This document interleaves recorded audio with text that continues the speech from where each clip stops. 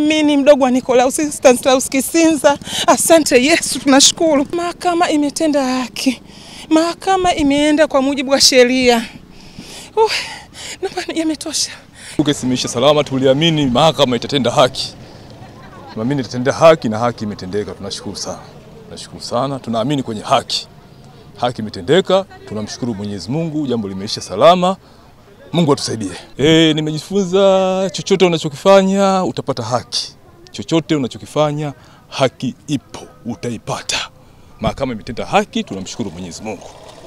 Nashukuru kwa jamhuri kutenda haki.